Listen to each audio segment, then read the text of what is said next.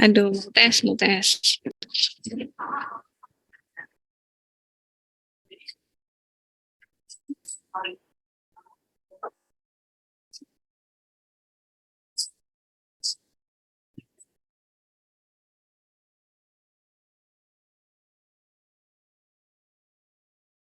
Contoh sakarida yang ya itu ada laktosa, maltosa. Nggak ada yang ingat.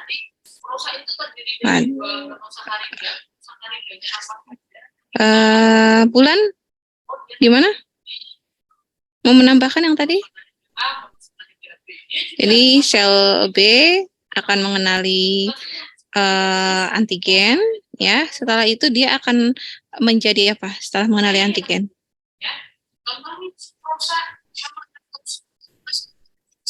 Setelah dia sel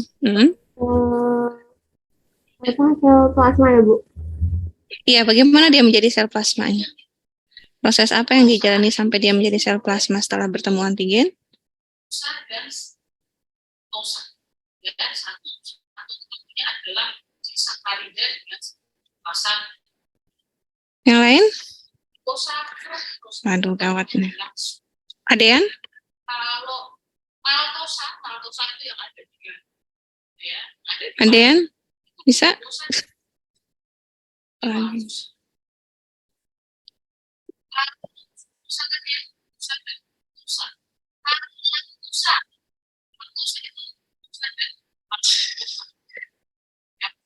Nggak ada yang tahu. Jadi nanti kalau kelihatan ya, siapa sih penyusun monomer penyusun dari sukrosa atau kalau sukrosa itu ya Adila Trisna? Ya, sel B ketika setelah bertemu antigen presenting cell, setelah bertemu antigen, dia bisa ngapain? Bagaimana dia menjadi sel plasma? Apa peran sel T dalam proliferasi, dalam diferensiasi sel B menjadi sel plasma? Masa sih kalian nih udah kuis terus masih nggak tahu juga?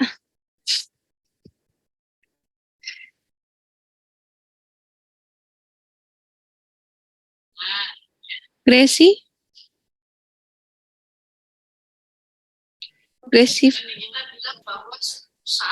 Apa yang dialami sel limfosit B sampai dia bisa menjadi sel plasma? Sel limfosit B-nya teraktivasi, Bu. Iya, teraktivasinya bagaimana mekanismenya?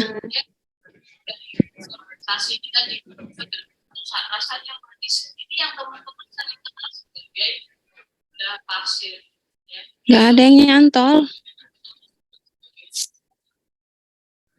Gimana kalian ini?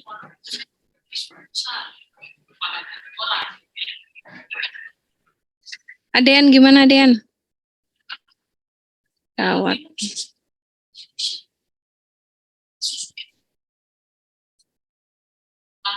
Adean? Iya, Bu. Jawab dulu. Iya, gimana mekanisme? Izin jawab, Bu, ya. Yang saya catat kemarin tuh, jadi si sel B-nya kan lokasinya dapat diaktifkan oleh sel TH ekstrafolikular, Bu, dan dapat berdiferensiasi menjadi sel plasma, Bu. Ya, dia setelah dia bertemu dengan antigen, dia bisa menjadi sel plasma dengan bantuan dari sitokin yang dikeluarkan oleh sel T helper. Ingat tuh, udah kuliah, udah uji, udah kuis, ya. Jadi sel T helper, sel B, ini kelihatan ya? Kalian ini.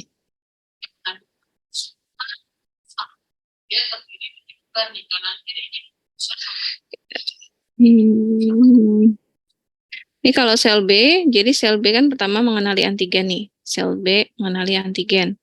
Nah, kemudian dia bisa aktif setelah adanya sel T helper memberikan B cell co-stimulation by T helper cell. Sel T helper mengeluarkan sitokin. Nah, itu akan menyebabkan aktivasi sel B. Atau yang lebih jelas lagi mungkin, tolong diingat ya. Biar masa udah kuliah infir tapi seperti belum kuliah infir tuh. Duh. Hmm, nih. Jadi sel B dia bertemu dengan antigen ya. Kemudian dia akan mendapatkan sini ada sel B ketemu dengan antigen ya. Kemudian dia akan berdiferensiasi kalau si sel B ini bertemu dengan interleukin 2, 4, 6, TNF alpha gamma sehingga dia baru bisa berdiferensiasi menjadi sel plasma gitu ya.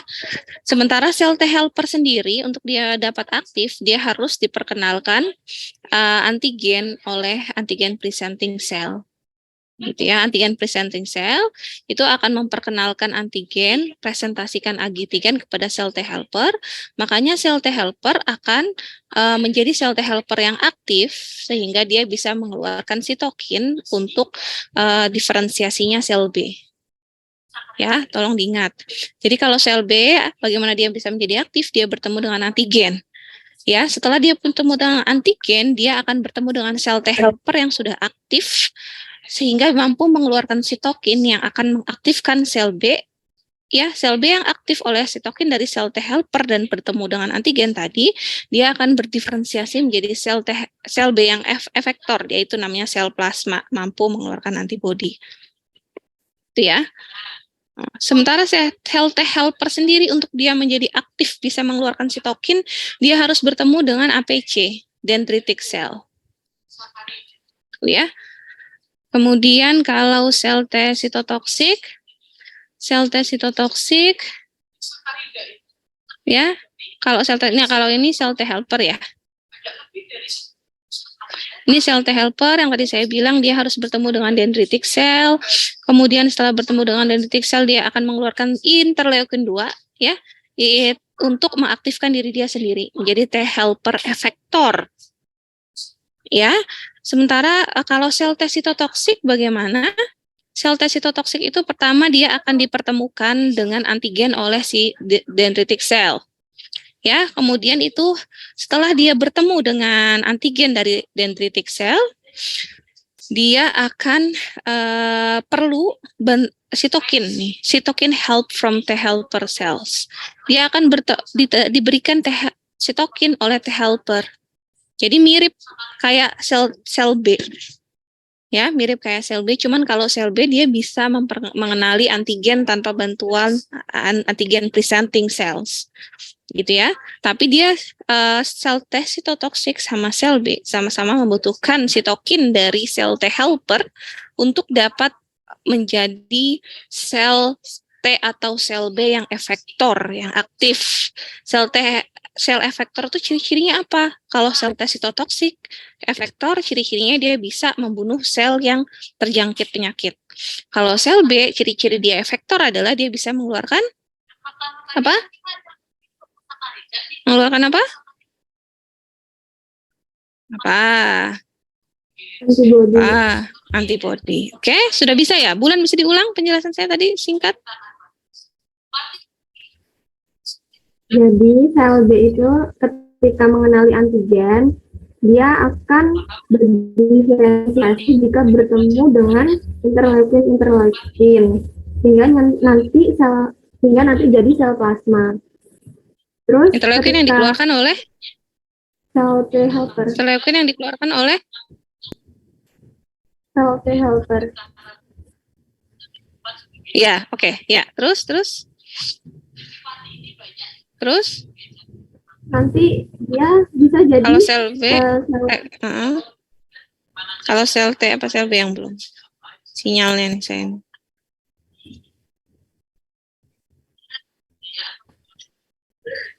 Sinyal saya tidak bisa mendengar.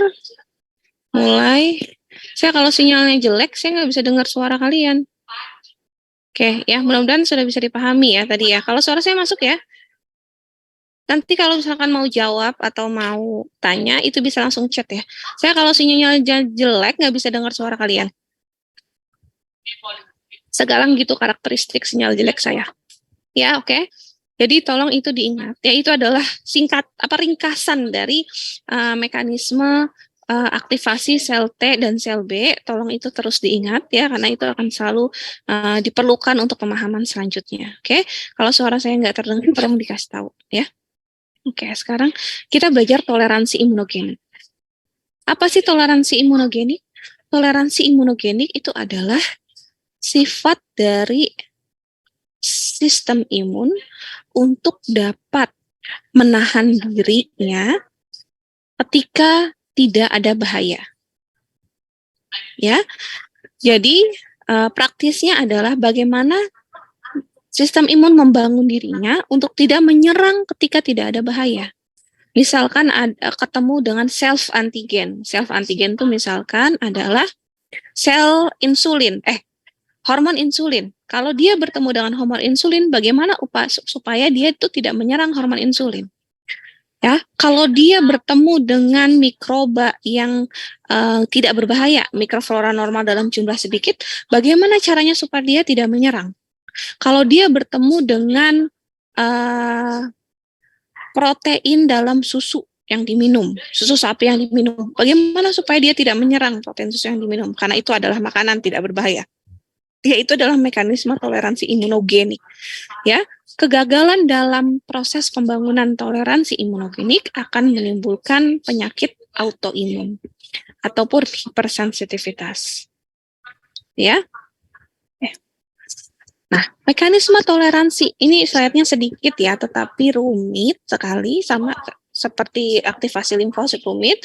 Jadi memang slide-nya sedikit gitu ya, karena rumit. Oke. Nah, toleransi imunogenik itu dia ada dua mekanismenya. Bagaimana tubuh kita membangun toleransi imunogenik itu melalui dua step. Step pertama adalah toleransi sentral. Toleransi sentral itu adalah mekanisme pembangunan toleransi, pembentukan toleransi yang terjadi di tempat pematangan sel limfosit. Seperti kita tahu, kalau sel limfosit B, dia matang di susum tulang. Kalau sel limfosit T, dia matang di timus. Ya, selama pematangan itu terjadi toleransi sentral. Ya, di situ sel T dan sel B akan dilatih dan diseleksi siapa yang tidak akan menimbulkan autoreaktivitas atau autoimunitas. Nah, yang tidak terseleksi akan mati atau akan tidak aktif. Ya, tetapi akan ada banyak sel yang autoreaktif yang lolos dari toleransi sentral. Sehingga mekanisme toleransi dilanjutkan di perifer, disebut dengan toleransi perifer. Toleransi perifer terjadi di jaringan limfoid sekunder. Ya, ingat lagi di kuliah sistem limfatik. Jaringan limfoid dibagi dua. Jaringan limfoid adalah jaringan yang di sana banyak sel limfoid, sel limfosit terutama, T dan B. Jaringan limfoid ada dua, primer dan sekunder. Primer adalah jaringan tempat pematangan sel limfosit, tempat produksi dan pematangan sel limfosit. Jaringan limfoid sekunder adalah di situ cuma tempat penyimpanan doang. Jadi yang banyak limfoidnya di situ. Ya, nah jadi di situ ya itu kan termasuk nodulus limfa, tonsil, ya, mal dan lain-lain. Di situ adalah tempat induksi toleransi, tempat juga selain di situ tempat sel limfosit banyak di situ. Di situ juga terjadi induksi toleransi. Ya. Nah, nanti kita lihat mekanismenya, toleransi sentral dan toleransi perifer. Ya. Nah, untuk di toleransi perifer, ya, ada selain itu bertumpu pada kemampuan sistem imun sendiri dalam hal menyeleksi mana yang autoreaktif, mana yang tidak. Tapi toleransi imunogenik itu juga ada didukung oleh faktor luar ya.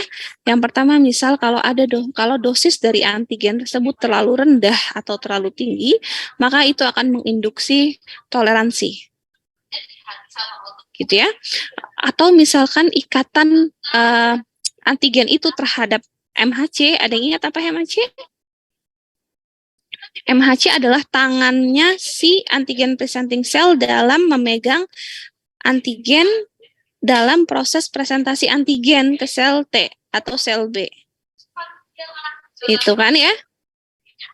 Terutama sel T. Ya, kemudian rute administrasi. Kalau dia diberikan secara oral, maka dia akan lebih mudah ditoleransi.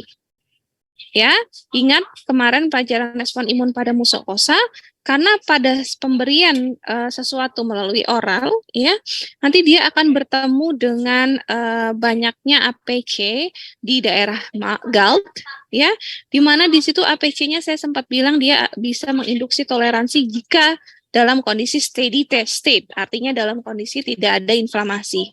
Di situ APC akan menekan akan mengenali si antigen tersebut dan dia akan mengaktifkan sel T regulatory. Gitu ya. Nah, oke. Itu pendahuluan ya. Sekarang kita akan melihat bagaimana mekanisme toleransi imunogenik. Pertama kita lihat dulu di sel T bagaimana, lalu kita lihat di sel B bagaimana. Jadi sel T dulu ya, lalu nanti sel B. Sel B nggak banyak. Yang pertama toleransi imunogenik sel T.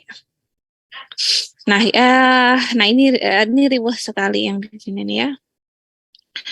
Nah, seperti tadi saya bilang, mekanisme toleransi itu adalah melalui toleransi sentral lalu toleransi perifer, ya. Nah, ini menunjukkan proses toleransi sentral di timus, ya. Jadi ini terjadinya di timus. Jadi timus itu ada bagian korteks, ada bagian medula, ya.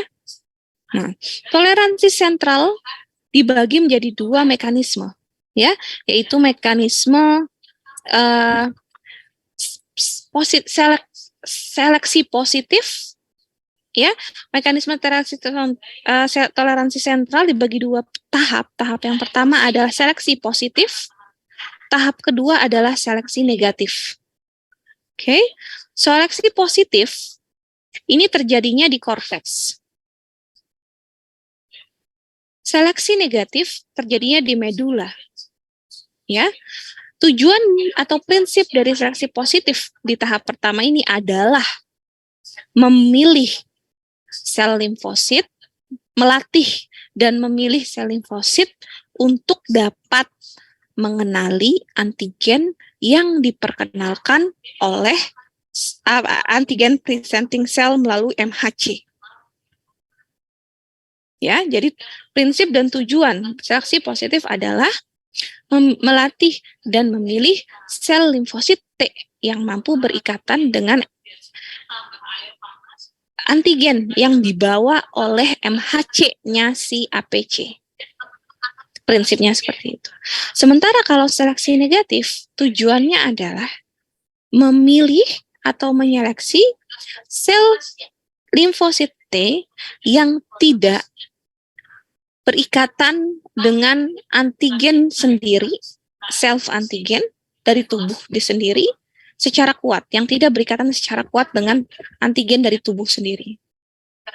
Ya, maka sel limfosit yang lulus dari seleksi positif dan negatif di mekanisme sentral itu adalah antigen yang mampu mengenali MHC dari antigen presenting cell dan tidak berikatan secara kuat dengan antigen sendiri, self antigen. Ya. Oke. Nah, ini mekanismenya bagaimana? Jadi pada awalnya kan dari ini ya. Nah, ada nggak yang lebih jelas? Kan yang pertama sel limfosit T itu kan dia berasalnya awalnya dari stem cell dari sumsum tulang. Ya, stem cell dari sumsum tulang, kemudian stem cell-nya masuk ke timus, kan? Nah, di timus sel limfosit T itu dia awalnya masih double negatif. Apa sih arti double negatif? Double negatif itu artinya dia tidak punya CD4 dan CD8. Ingat gak kalian? Kalau CD4 artinya sel T apa? Ada ingat sel CD4? Ya, ada asam dan asam. Jadi itu adalah terkait dengan reseptor pengenalan dari sel T ya, sel T. Sel T itu dia ketika bertemu dengan APC, dia akan berikatan melalui sel T cell receptor. Ingat gak? T cell receptor. Ini yang akan berikatan dengan antigen yang dibawa oleh MHC. Ingat? Nah, selain itu ada juga CD4 atau CD8, itu adalah koreseptor atau co-stimulation receptor. Yang itu harus berikatan juga dengan molekul lain dari APC, barulah itu akan bisa teraktivasi sel T-nya. Ya, kalau dia sel T helper atau sel T regulatory, maka CD-nya itu adalah CD4. Kalau dia sel T sitotoksik, maka reseptor kostimulasinya itu adalah CD8. Pasti udah belajar dengan pasar makro itu. Oke, nah kalau double negatif ini artinya dia belum punya CD4 ataupun CD8. Kemudian dia akan berproliferasi ya menjadi banyak. Kemudian setelah berproliferasi dia akan memiliki rantai sel T reseptor, ya dia akan ditambahkan sel T reseptor di situ dan dia akan menjadi double positif. Double positif itu adalah artinya dia memiliki dua-duanya, memiliki CD4 dan memiliki CD8. Double positif itu. Ya.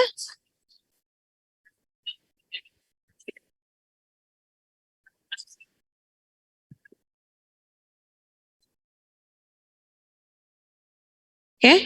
Nah, setelah dia menjadi double positif, ya, dia kemudian akan ditambahkan lagi sel T reseptor yang awalnya di sini dia ditambahkan sel T reseptor beta. Ya. Nah, di sini dia akan ditambahkan sel T TC reseptor alfa. Ingat kemarin saya bilang kalau sel T yang adaptif di respon imun mukosa saya bilang sel limfosit T yang adaptif itu dia alfa beta bukan gamma delta. Ingat gak? Sel T reseptornya itu adalah alfa beta bukan sel T gamma delta. Nah, di sini dari double negatif sampai double positif ada penambahan T cell reseptor beta. Ya, kalau di sini double positif jadi single positif, di sini ada penambahan T cell reseptor alfa. Ya, nah di sini juga di sini kemudian dia akan mengalami seleksi positif yang saya bilang tadi. Ya, seleksi positif itu adalah hanya sel T yang mampu berikatan dengan sel MHC yang membawa peptida yang dapat lulus. Kalau MHC kan ini punyanya APC kan? Kalau di proses tadi pematangan limfosit, ya kan? Jadi yang tadi saya bilang di awal sama kalian, ini APC, dia memperkenalkan antigen ke sel T. Ya, di awal tadi saya bilang. Nah, di sini nih yang memegang antigen di sini ini adalah MHC. Maka sel T harus memiliki kemampuan untuk berikatan dengan peptida yang dibawa oleh MHC sendiri, self MHC. Ya, hanya sel T yang mampu berikatan dengan self MHC yang dapat lulus. Ya, jika afinitas ikatan itu lemah, maka sel T tersebut akan mengalami apoptosis. Ya, jadi dia akan mati. Sel T yang tidak mampu berikatan dengan self MHC akan mati. Jika bisa berikatan, maka dia lanjut ke proses selanjutnya yaitu negative selection. Ya, sebelum dia mengalami negative selection, dia akan mengalami pembuangan salah satu tadi kan ini double positif ya. Double positif ini kan punya CD4 dan punya CD8. Nah, itu akan dibuang salah satu sehingga dia menjadi single positif. Ada yang memiliki CD4 doang, ada yang memiliki CD8 doang. Ya, itu tergantung dari dia bertemunya dengan MHC apa. Kalau sebelumnya dia bertemu dengan MHC kelas 1, ya, maka dia akan menjadi CD8. Kalau sebelumnya dia bertemu dengan MHC kelas 2, maka dia akan menjadi CD4. Ya, kalau dia bertemunya dengan MHC kelas 1, maka dia akan menjadi CD8. Kalau dia bertemunya dengan MHC kelas 2, maka dia menjadi CD4. Sehingga setelah selesai positive selection, dia akan menjadi single positif. Ya. Nah, setelah menjadi single positif, ya, dia akan mengalami negative selection. Ya, apa gitu negative selection? Di situ, ya, akan ada 2 jenis sel. Ya, yaitu ini terjadinya di medula ya. Tadi yang ini terjadinya di medula ya. Di medula akan ada 2 jenis sel di medula ya, yaitu akan ada 2 jenis sel. Satu adalah sel epitelnya medula, MTEC, sel epitelnya timus modula, dan satunya itu lagi adalah sel dendritik yang ada di timus.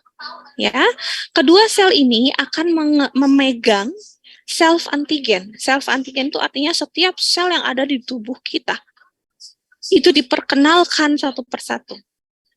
Ya, ketika ada sel T yang sudah single positif tadi, yang berikatannya terlalu kuat, maka dia akan apoptosis atau akan dijadikan sel T regulatory.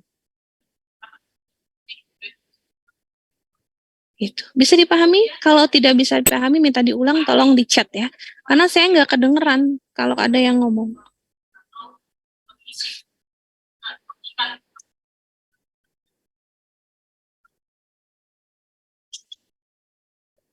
Ya, begitu. Oke, nah kemudian tadi dibilang bahwa MTEC dan dendritic cell itu dia harus mampu memperkenalkan antigen dari tubuh sendiri. Ya. Nah, ternyata ada spesialisasi nih dari MTEC. MTEC itu ternyata dia punya kelebihan 2. Satu, dia mampu memperkenalkan antigen yang seharusnya ada di jaringan spesifik lain selain timus. Itu namanya adalah TRA, Tissue Restricted Antigen. Jadi kan itu terjadinya timus ya, tapi kan ada antigen yang hanya ada di di lambung misalkan, ya, atau ada antigen yang hanya ada di pankreas misalkan, ya, tissue restricted antigen. Nah, kemudian ada juga developmental restricted antigen. Misalkan ada suatu protein yang hanya ada pada saat kita bayi, atau hanya ada pada saat sudah pubertas. Ya, nah bagaimana semua antigen itu muncul terlepas dari perbedaan lokasi ataupun perbedaan waktu.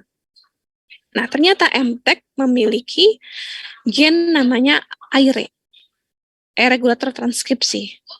Ya, regulator, kalau misalkan kalian ingat-ingat di biologi sel molekuler itu kan ada kuliah bahwa setiap sel memiliki jumlah kromosom yang sama. Ya kan, 23 pasang kromosom, semua antigen ada di situ. Tetapi semua antigen, semua DNA ada, semua gen ada di setiap sel. Setiap sel mengandung jumlah gen yang sama. Tetapi tidak semua gen akan diekspresikan di setiap sel. Jadi ada gen-gen tertentu yang di jaringan tertentu itu tidak diekspresikan. Itu namanya tissue restricted antigen atau developmental restricted antigen. Kalau developmental restricted antigen, antigen yang hanya diekspresikan di masa-masa tertentu.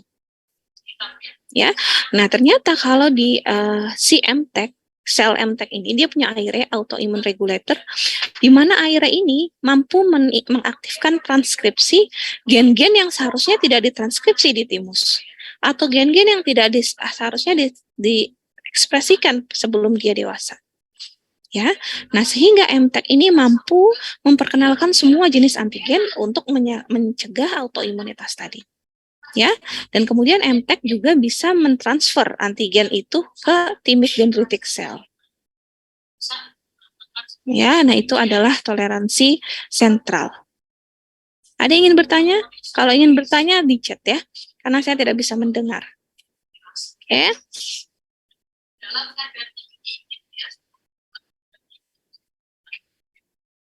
Nah, selanjutnya di perifer. Ya. Jadi meskipun sudah ada mekanisme toleransi sentral, tetapi sepertiga dari sel T yang lolos itu adalah autoreaktif. Jadi dia gagal diseleksi di toleransi sentral. Ya, sehingga ada tahap seleksi lanjutan yang harus dilakukan. Kalau tidak, seseorang akan mengalami penyakit autoimun. Sehingga toleransi di perifer itu juga dibutuhkan. Ya, tadi disebutkan bahwa toleransi perifer terjadinya di jaringan limfoid sekunder. Ya, ada 4 mekanisme toleransi perifer sel limfosit T. Yang pertama adalah immunological ignorance, yang kedua peripheral deletion. Ini adalah dibunuh si sel limfositnya. Ya, melalui induced cell death atau melalui sitokin. Kemudian yang ketiga ada reaksi anergi. Jadi sel limfositnya dibuat tidak fungsional. Dia ada tetapi dia tidak bisa berfungsi. Yang keempat adalah sel T-nya dirubah menjadi sel T regulatory. Ya, jadi sel T regulatory ada yang dihasilkannya sejak di timus, ada yang dihasilkannya di perifer. Ya, sel T regulatory. Ya. Yang pertama, immunological ignorance. Apa itu immunological ignorance? Ini adalah ketika ada sel limfosit autoreaktifnya terhadap antigen tertentu, tetapi antigen dia tidak bertemu dengan antigen itu sama sekali seumur hidup si pasien. Ya, karena si antigen tersebut tersembunyi di area yang namanya immunological privilege.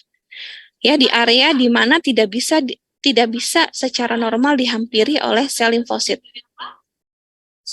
Ya,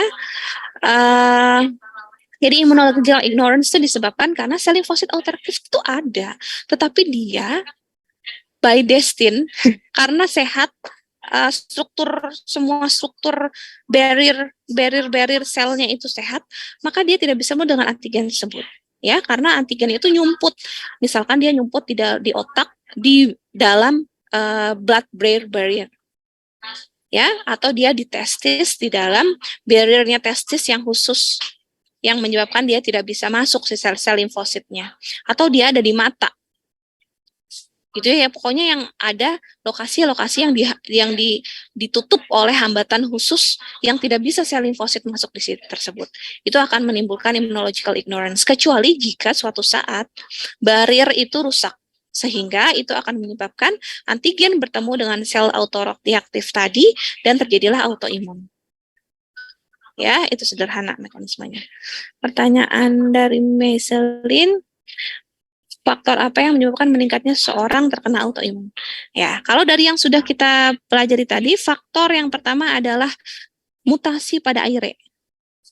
Kalau AIRE-nya mutasi, maka AIRE menjadi tidak mampu untuk mengaktifkan ekspresi sel-sel yang harusnya diaktifkan. Sel-sel yang protein AIRE tidak mampu untuk mengaktifkan transkripsi protein yang tissue receptor antigen tadi, developmental restricted antigen, sehingga sel limfosit kita tidak terseleksi bagi yang dia akan menyerang anti protein dari jaringan lain atau dari masa usia yang lain, misalkan pada saat pubertas, protein-protein yang hanya pada saat pubertas, misalkan. Nah, itu akan menjadi autoimun. Ya, nanti kita akan lihat lagi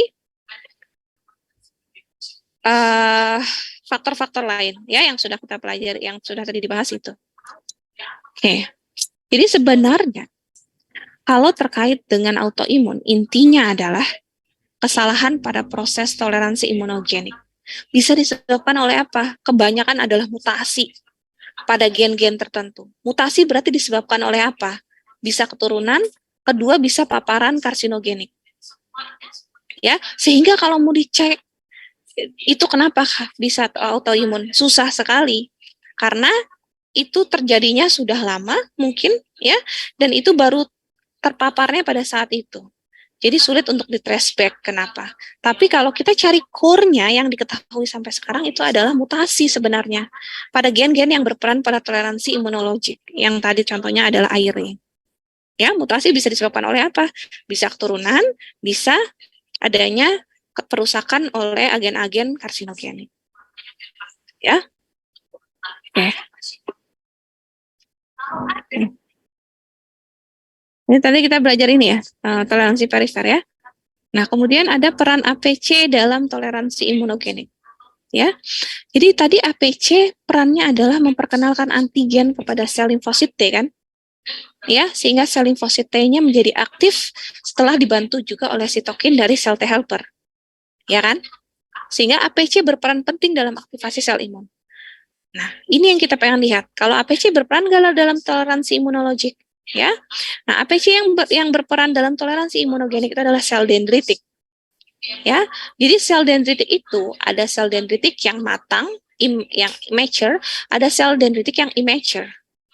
Bagaimana agar sel dendritik, kalau sel dendritik itu mature, dia memiliki MHC dan molekul kostimulasi pada dalam jumlah yang tinggi.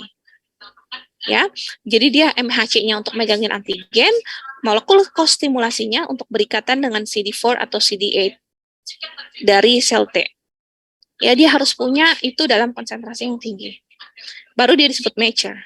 Jadi awalnya immature itu harus sel dendritik yang tidak matang harus berubah menjadi sel dendritik yang matang atau mature. Bagaimana dia menjadi sel dendritik yang matang? Jika ada danger sinyal. Ya, salah satunya apa danger sinyal? Yaitu sitokin inflamasi. Jadi kalau misalkan apa bedanya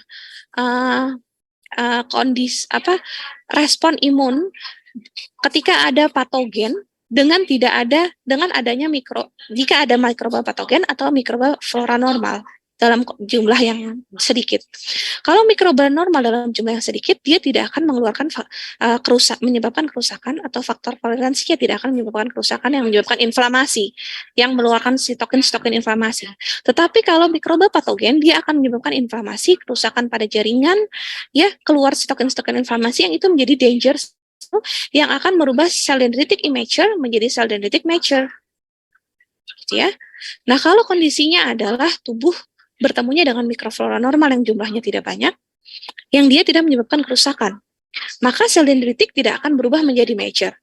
Ya, sehingga sel dendritik akan tetap mengambil antigen dan akan mempresentasikannya kepada sel T. Tapi pada kondisi itu, setelah sel dendritik memperkenalkan antigennya ke sel T tersebut justru akan mengalami anergi atau delesi. Ya, anergi itu adalah sel T-nya menjadi tidak fungsional. Sel delesi itu adalah sel T-nya di apoptosis, mati. Ya, kalau dia bertemu dengan antigennya banyak, ya maka dia menjadi anergi. Kalau antigennya sedikit, maka dia mengalami delesi. Nah, ingat tadi itu kaitannya dengan yang tadi saya bilang di awal, bahwa antigen dosis sangat tinggi atau antigen dosis sangat rendah itu dapat menyebabkan juga toleransi, induksi toleransi. Ya, termasuk berikatan lemah dengan MHC nih. Ya, kenapa dia bisa berikatan lemah dengan MHC? Karena tidak ada ikatan kostimulasi, reseptor kostimulasi yang tadi. Ya, molekul kostimulasi. Jadi dia hanya mampu berikatan dengan MHC. Tidak diperkuat ikatannya dengan kostimulasi. Ya, sehingga itu akan menyebabkan toleransi imunologik. Ya, silahkan kalau ingin bertanya di chat ya, kalau ada yang nggak paham. Nah, kemudian mekanisme lain, pada kondisi steady state, artinya tidak ada kerusakan di dalam tubuh kita, ya, maturasi bisa juga terjadi pada sel dendritik, tetapi bukan maturasi yang diaktifasi oleh danger signal tadi. Sitokin proinflamasi. Tetapi maturasinya terjadi dari terlepasnya interaksi sel dendritik dengan sel dendritik lainnya yang dimediasi oleh ikaderin. Ya, jadi ikatan antara sel dendritik dengan sel dendritik lainnya yang dimediasi dengan ikaderin itu diputus. Itu akan menyebabkan sel dendritik menjadi mature, aktif ya. Nah, di situ sel dendritiknya akan banyak MHC-nya dan molekul kostimulasinya. Tetapi dia tidak mampu memproduksi sitokin proinflamasi. Ya, nah sel dendritik yang mature dengan tahap ini, dengan cara ini, dia ketika mempresentasikan antigen ke sel T helper, dia akan menginduksi sel T menjadi sel T regulatory. Ya, jadi ada mekanismenya adalah dijadikan sel T regulatory itu si sel T. Oke. Oke, bisa dipahami?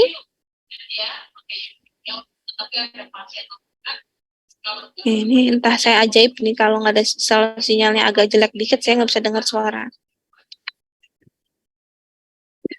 Nah, kemudian epitel timus berperan dalam toleransi imunologik juga dengan cara dia mengeluarkan sitokin. Ya, sel epitel timus itu mengeluarkan sitokin TSLP, IL-25 dan IL-33 yang itu akan menginduksi tolerogenik. Ya, sel T menjadi sel T yang tolerogenik. Tapi kalau kondisinya trauma, jaringan epitel tersebut akan memproduksi IL-1, 6, TNF-alfa, dan INF tipe 1, sehingga mendukung proses imunogenik. Oke. Nah, silakan dipikirkan dulu jika ada yang ingin ditanya dari penjelasan saya tadi ya. Saya tunggu 1 menit.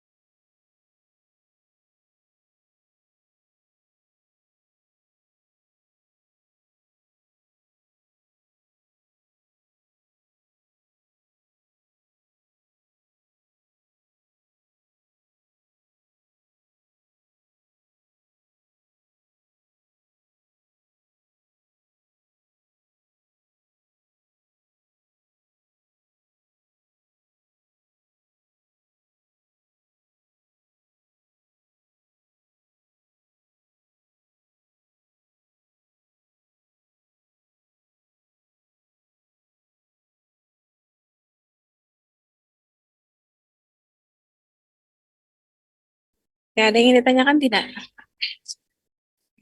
Awas ya, kalau nanti ujian nggak bisa ya. Oke. Nah, selanjutnya adalah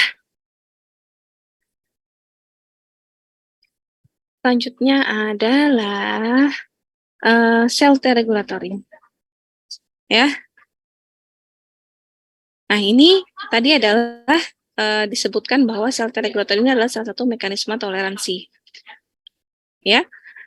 Sel T regulatory adalah suatu tipe sel T spesifik yang dia sifatnya adalah meregulasi kerja dari teman-temannya untuk tidak berlebihan, untuk tidak mengenali lawan yang salah. Ya. Sel T regulatory ini memiliki ciri khas 3. Ya, yaitu dia memiliki molekul kostimulasi CD4, CD25 positif, dia memiliki reseptor CD4, memiliki reseptor CD25, dan memiliki faktor transkripsi FOXP3. Jadi dia CD4 positif, CD25 positif, dan memiliki FOXP3 positif. Ya, 10, karena tadi kan yang CD4 ini ada T helper, ada T regulatory ya. 10% dari seluruh CD4 itu adalah sel T regulatory. Jadi hanya 10%. Ya, peran dari sel T regulatory itu adalah mencegah atau menghambat respon imun. Ya, sel T regulatory tidak hanya mengurangi respon autoimun, imun terhadap mikroba, virus, alergen, tumor, alograf, dan melindungi janin. Intinya adalah dia meskipun berbahaya musuhnya, tapi dia menahan supaya imun tidak berlebihan, yang mungkin dapat merusak tubuh. Ya, dan juga ketika ada antigen yang nggak boleh dirusak, misalkan janin atau sperma, ya itu maka akan ditahan oleh regulatory teman-temannya. Atau jika bertemu dengan self antigen dari tubuh kita sendiri, itu akan ditahan oleh sel T regulatory ya. Nah, berdasarkan studi di in vitro, mekanisme sel T regulatory dalam melakukan hal tersebut adalah diantaranya, jika si sel T distimulasi melalui sel T reseptornya, ya oleh adanya dan APC, ya. APC yang mempresentasikan antigen melalui MHC-nya ketika ditemukan oleh T-cell reseptor di sel Treg, sel Treg tidak akan berproliferasi dan tidak akan mengeluarkan sitokin. Ya, dan sel T regulatory yang terstimulasi melalui T-cell reseptornya, ya, dia akan menghambat proliferasi sel T. Dia akan menghambat proliferasi sel T. Dia akan menghambat proliferasi sel T temannya, sel T yang lain ya, dan menghambat sel T untuk memproduksi sitokin. Ya, baik sel T helper ataupun sel T sitotoksik. Ini saya bisa nggak ya manggil? Alia Nada ya, suara saya kedengeran nggak Alia? Kedengaran, Bu. Oh, berarti saya udah bisa mendengar. Ketika saya bilang sel T regulatory distimulasi melalui TCR-nya, maksudnya apa, Alia?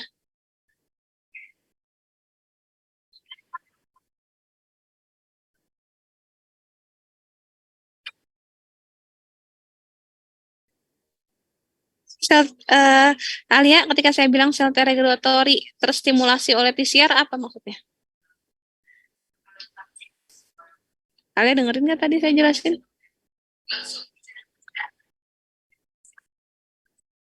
Kedengaran, Bu. Cuman Ibu terlalu cepat, jadi kayaknya ketinggalan, Bu. Kan tadi saya bilang, kalau saya ngomongnya terlalu cepat, kasih tahu. Kalau saya ngomong ada yang nggak paham, kasih tahu. Ditanya-tanya, nggak ada yang nanya. Berarti kan paham artinya. Sekarang ditanya baru bilang saya ngomongnya kecepatan. Sekarang saya tanya apa yang mau ditanya, Alia? Apa yang minta saya ulang? Walaupun saya ngomongnya kecepatan, kalau merhatiin, tahu dong apa yang perlu saya ulang? Berapa kali tadi saya bilang? Kalau ada yang ingin ditanya, mungkin saya ulang, chat. Saya tunggu 1 menit, kalau ada yang ingin tanya. Tak ada yang tanya. Meselin aja 1 tadi. Alia, apa yang mau ditanya sekarang? Apa bagian mana yang saya kecepatan sehingga kamu tidak paham, sehingga saya ulang?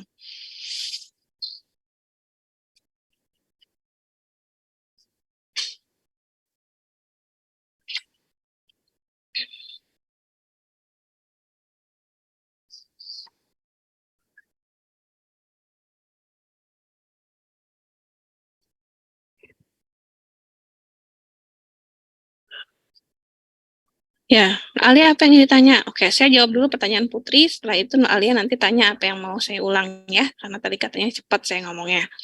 Oke, ini diminta diulang. Ketika saya menjelaskan mekanisme toleransi karifer, itu saya bilang ada immunological ignorance. Ya, ini tadi adalah sel T-nya, sel T autoreaktifnya ada, tetapi dia tidak bertemu dengan antigen karena antigennya nyumput. Ya kan? Kalau ini peripheral dilation apa? Peripheral dilation itu artinya sel limfositnya mati. Ya, kalau sel reaksi alergi itu adalah sel limfosit T-nya tidak mati, ada, tetapi tidak fungsional. Kalau sel T regulatory ini adalah sel T-nya dirubah menjadi sel T regulatory. Ya, bagaimana mekanisme apoptosis? Ya, ini yang saya bilang tadi.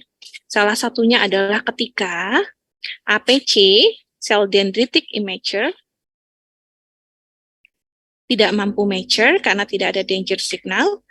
Ketika sel AP dendritik yang immature tadi mempresentasikan antigen ke sel T, maka sel T-nya akan dilesi atau anergi,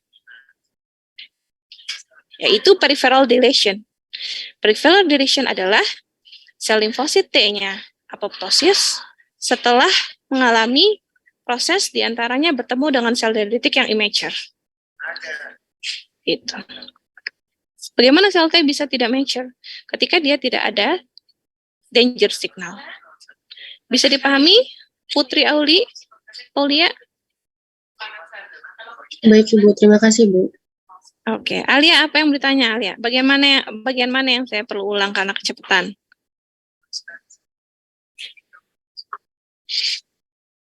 Yang ini, Bu.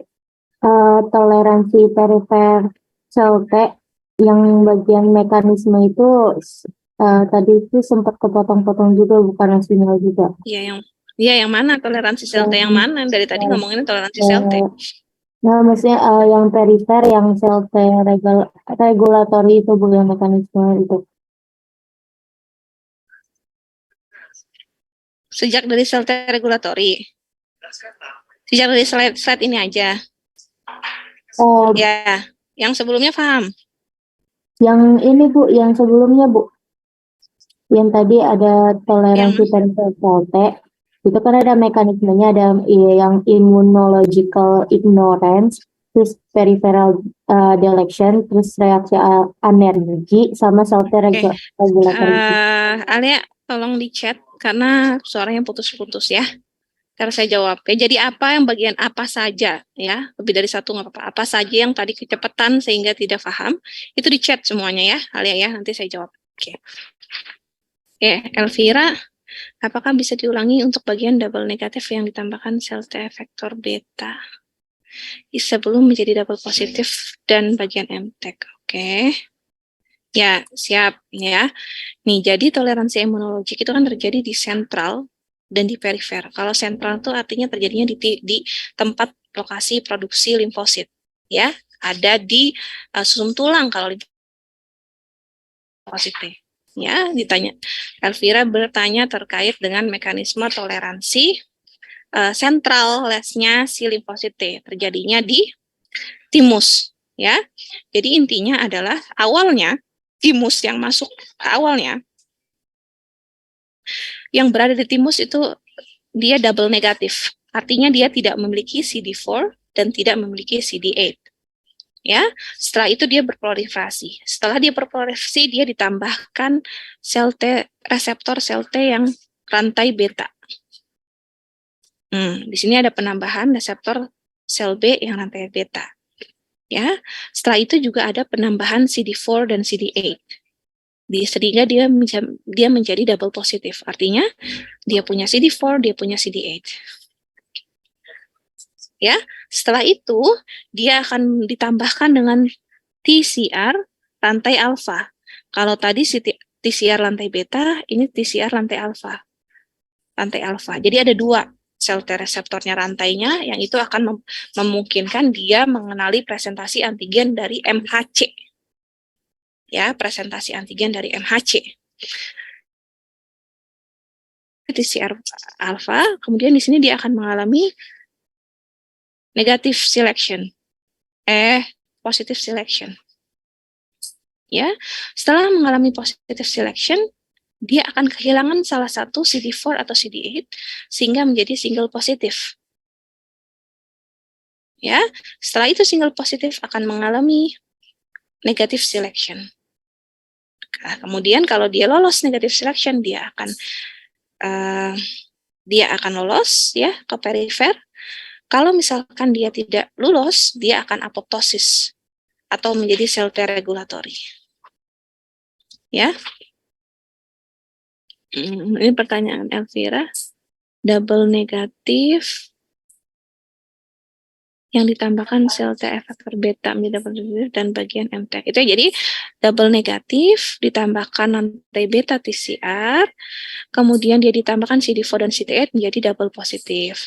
Double positif ditambahkan TCR alpha dan mengalami positive selection menjadi dan kehilangan CD4 atau CD8 sehingga menjadi single positif.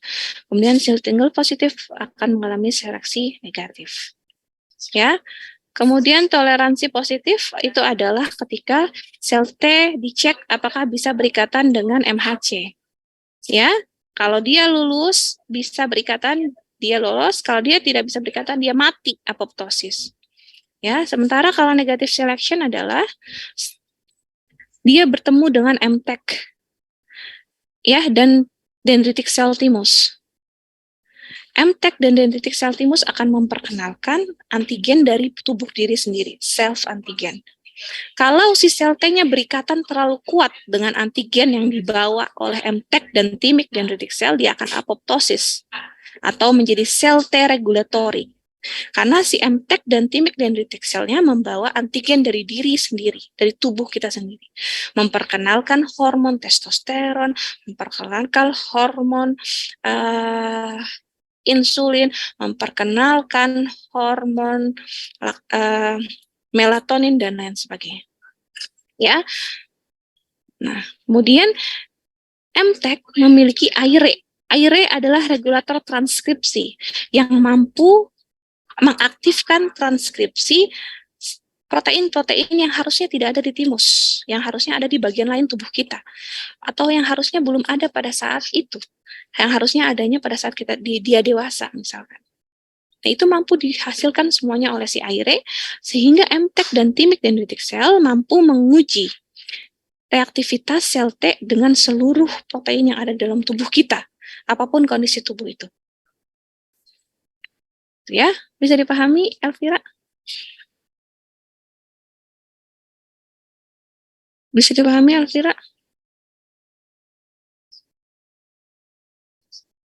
Elvira, bisa dipahami? Mohon maaf, Ibu. Ya? Apakah suara saya terdengar? Terdengar. Bu, untuk yang MTEK penjelasan yang terakhir, yang paling terakhir tadi, itu MTEK? saya masih bingung, Bu. Soalnya kayak masih kebalik-balik, keputar-putar gitu, Bu. Dengan siapa? Untuk yang MTEK bagian AIRE-nya, Bu. Kan tadi ya. AIRE-nya kan saya coba jelasin. Oh ya, baik, Ibu. Ya, saya coba jelasin ulang ya. Kalian ingat gen? Gen itu kan dia dari DNA awalnya, kemudian dia akan menjadi mRNA, ya, melalui proses yang disebut transkripsi, ya kan? Biologi sel, ya kan? Dari mRNA akan menjadi protein melalui proses yang disebut translasi, ya kan? Oke, bagaimana transkripsi bisa terjadi? Ingat ada regulator transkripsi yang menginduksi atau menginhibisi transkripsi. Ya kan? Jadi ada regulator transkripsi yang dia akan menginhibisi atau menstimulus transkripsi. Regulator transkripsi yang berperan di sini mencegah autoimun adalah AIRE. AIRE mampu mengaktifkan seluruh gen yang harusnya tidak ditranskripsi di timus. Yang harusnya gen itu hanya ditranskripsi di lambung. Yang harusnya gen itu hanya ditranskripsi di mata. Yang harusnya gen itu hanya ditranskripsi pada saat seseorang itu sudah pubertas. Tetapi seseorang menjadi bisa memproduksi semuanya di dalam timus untuk keperluan seleksi negatif. Sehingga pada seleksi negatif, sel T dicek reaktivitasnya terhadap seluruh protein yang ada di dalam tubuh. Meskipun adanya harusnya tidak ada di timus, harusnya tidak ada pada masa itu. Bisa dipahami? Itu adanya si AIRE, adanya di MTEK. Sehingga MTEK mampu memperkenalkan seluruh protein tubuh kepada sel T untuk tujuan seleksi negatif. Bisa dipahami, Elvira? Baik, Ibu sudah mengerti. Terima kasih banyak. Oke. Terima kasih. Alia minta diulang bagian toleransi perifer T regulatory. Oke, jadi toleransi perifer tadi kita lihat sel T regulatory ya. Saya ulang ya. Oke, sel T regulatory. Oke, sel T regulatory itu adalah jenis sel T spesifik yang perannya adalah mencegah atau menghambat respon imun. Ya, harusnya kan sel T regulatory itu ya. Sel T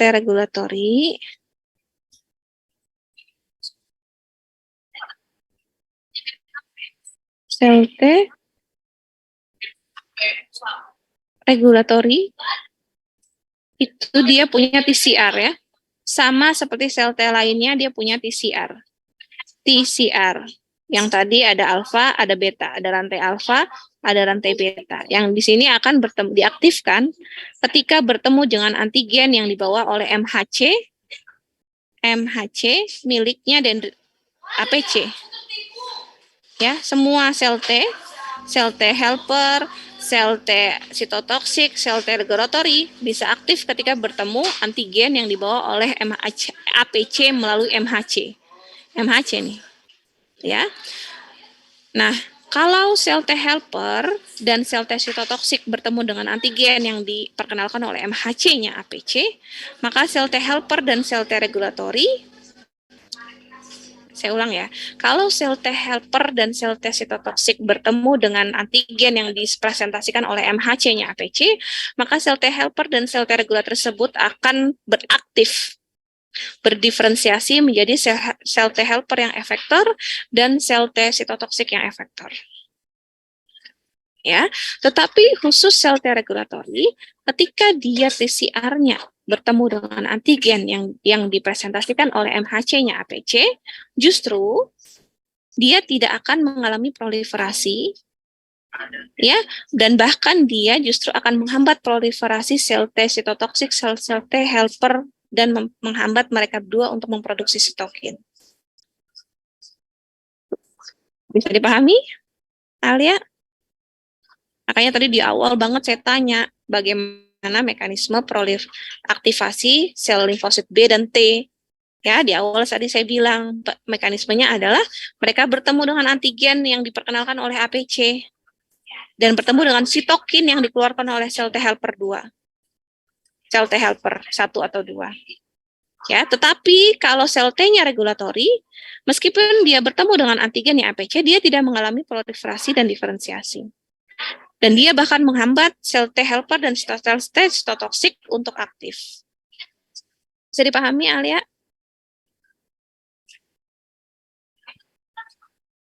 Oke. Ya, ini nggak banyak lagi, saya coba selesaikan. Kalau tidak selesai, nanti kita lanjut pekan depan. Ya, sekarang kita khusus melihat terkait dengan sel T regulatory ya. Sel T regulatory sama produksinya seperti dan sitotoksik terjadinya di timus.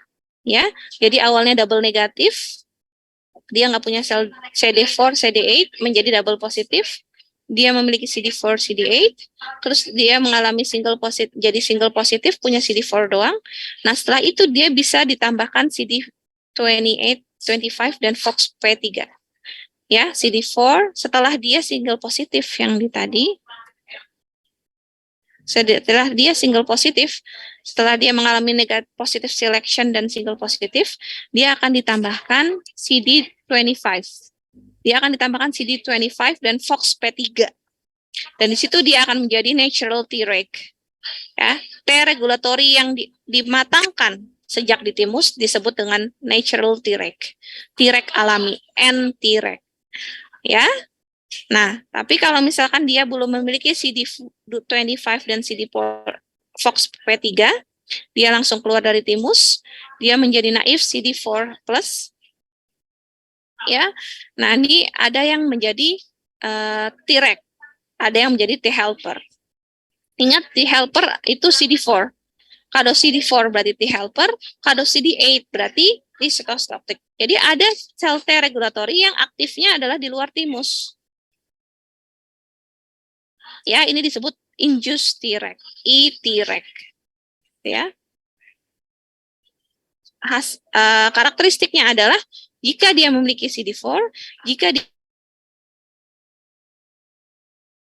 FOXP3.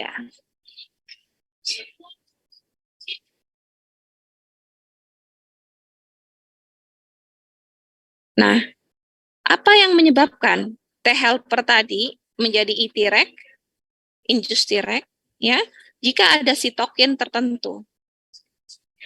Ya, sitokinnya adalah pertama adanya TGF beta. Ya. Kedua adanya interleukin 2. Salah. Iya, interleukin 2. Ketiga adanya retinoic acid. Ini yang direspon imun mukosa kemarin. Retinoic acid menginduksi terbentuknya T regulatory. Sama jika tidak ada interleukin 6. Kalau ada interleukin 6, maka dia tidak akan menjadi induced Treg. Ya. Jadi jika ada TGF beta tanpa adanya IL6, maka CD4 akan menjadi FOXP3. Akan menjadi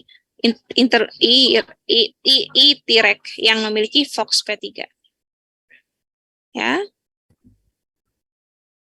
Nah, Treg setelah dia efektor, setelah dia sudah aktif, ya, dia akan bekerja pada sel T efektor, ya.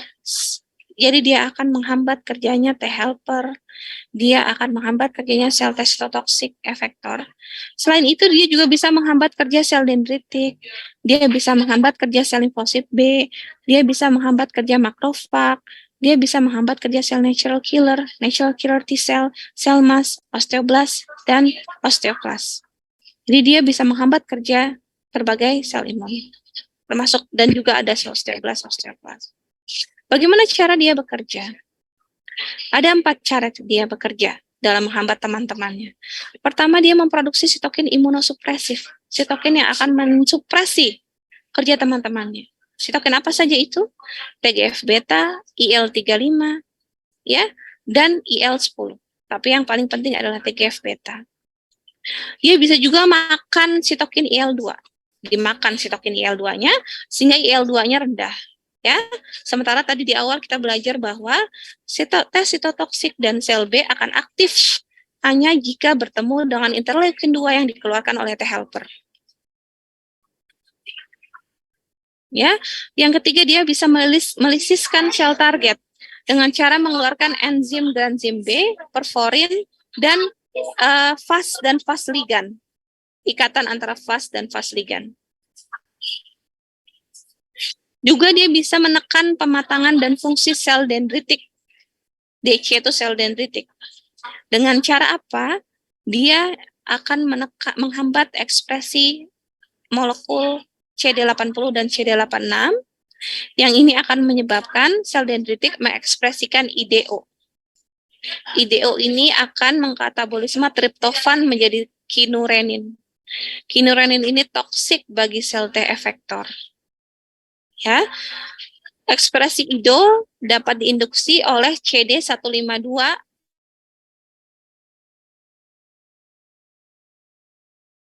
dan CTLA4. Nanti ada gambarnya di sini. Ini adalah molekul inhibitorik yang diekspresikan oleh sel T regulatory dan berikatan pada CD80 and 86. Kita lihat gambarnya, ya. Tadi yang pertama, ini cara sel Treg bekerja. Pertama, mengeluarkan sitokin imunosupresif, ya, sehingga menyebabkan sel T efektornya tidak bekerja. Yang kedua, sel T regulatory makan IL-2, sehingga sel T helper dan sel T sitotoksik tidak dapat menjadi aktif dan dia akhirnya apoptosis. Ya, ingat di awal tadi saya bilang sel T helper dan sel T sitotoksik bisa aktif ketika bertemu dengan antigen dan bertemu dengan sitokin termasuk IL-2 yang dikeluarkan oleh T helper 2. Oleh T helper 1 atau 2. Yang ketiga, dengan cara dia mengeluarkan enzim-enzim yang menyebabkan apoptosis sel T bintang ini T efektor, helper atau sitotoksik. Kemudian jika sel Treg dia mengekspresikan CD152 berikatan dengan CD80 atau CD86 dari sel dendritik, menyebabkan sel dendritiknya mengeluarkan IDO. Ya, jadi pertama adanya ikatan CD152-nya Treg dengan CD80 dan 86-nya dendritic cell. APC kan dendritic cell? Ya. Kemudian itu menyebabkan APC mengeluarkan IDO. IDO ini akan mengkatabolisme triptofan menjadi kinurenin. Kinurenin ini toksik bagi sel T. Sel T-nya mati. Ya. Oke. Terakhir mungkin, nah ini adalah yang kapan kalau sel T efektornya ya dihambat oleh sel T regulatory, dia akan menyebabkan tidak adanya autoimun dan respon imunnya menjadi seimbang. Kalau misalkan tidak ada FOXP3 atau FOXP3-nya mutasi, itu bisa menyebabkan sindrom IPEX. Itu menyebabkan autoimun.